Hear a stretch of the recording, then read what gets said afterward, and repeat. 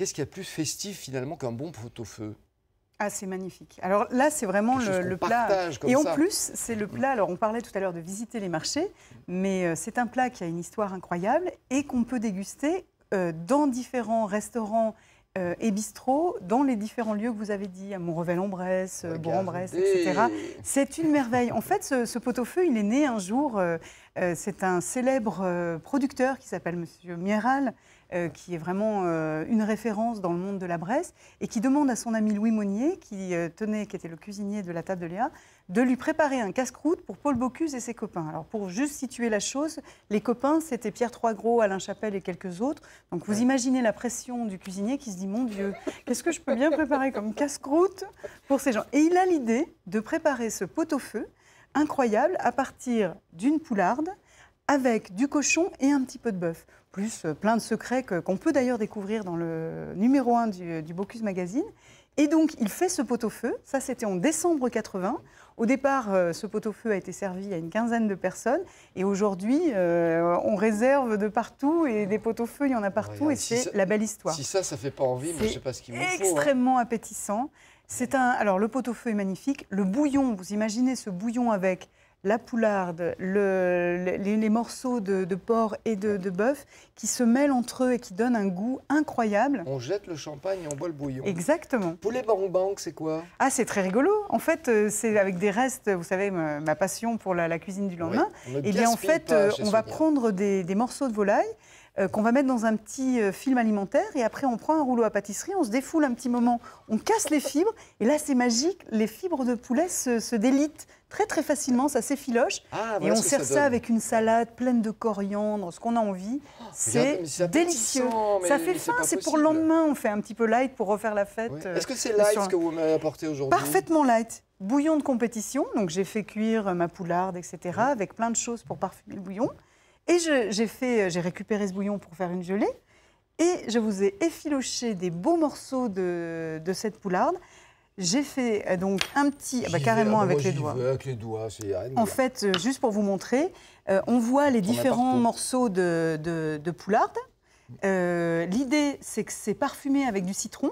Parce que aussi, on peut changer la tradition. On n'est pas obligé de manger que cette petite terrine de restes de poulet en gelée, comme on fait en général le lendemain de fête.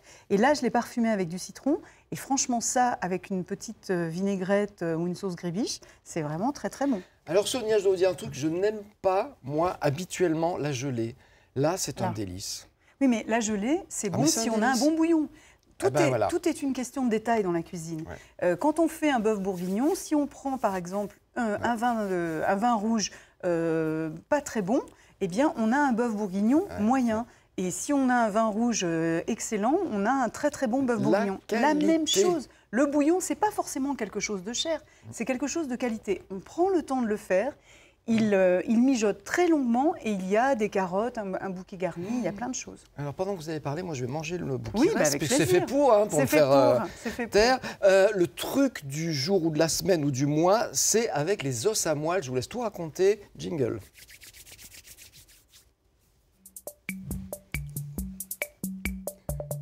Alors on est très raccord parce qu'effectivement l'os à moelle, je ne l'ai pas cité dans le pot-au-feu de poularde, mais il est forcément dans le pot-au-feu.